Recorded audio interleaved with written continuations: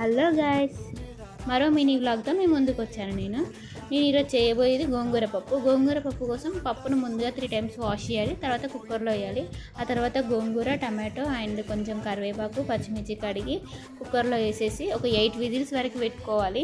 ఎందుకంటే మెత్తగా ఉడకాలి. ఆ తర్వాత పోపు గురించి అనేసి మనం ఆనియన్స్, పచ్చిమిర్చి, 2 పచ్చిమిర్చి అండ్ కొంచెం ఇంగువ, తినే వాళ్ళైతే నేను ఇంగువ యూజ్ చేయను. అండ్ కరివేపాకు, కొత్తిమీర అన్నీ తీసుకొని పెట్టుకున్నాను ముందుగానే. అండ్ ఒక పక్కన కుక్కర్ 8 విజిల్స్ పెట్టాక మరో పక్కన ఎగ్స్ కూడా బాయిల్ చేశాను మా గురించి అనేసి. ఆ తర్వాత పోపు కూడా పెట్టేశాను పప్పు కోసం. చూడండి ఎంత ఎమ్మీగా కనబడుతుందో ప్లేట్.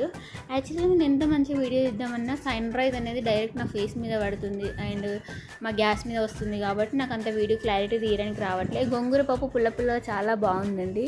ఆ రోజు ఈవినింగ్ మేము డీమార్ట్కి వెళ్ళాము.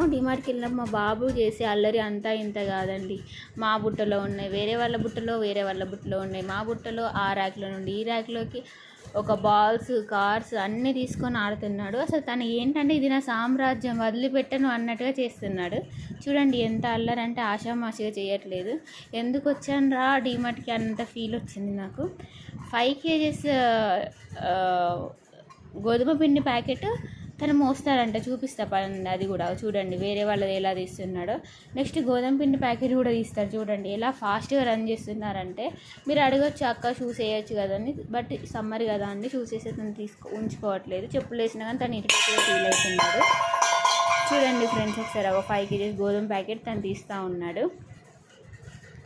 చూడండి అందులో అన్ని వేరే వాళ్ళు అన్నీ తీస్తున్నాడు.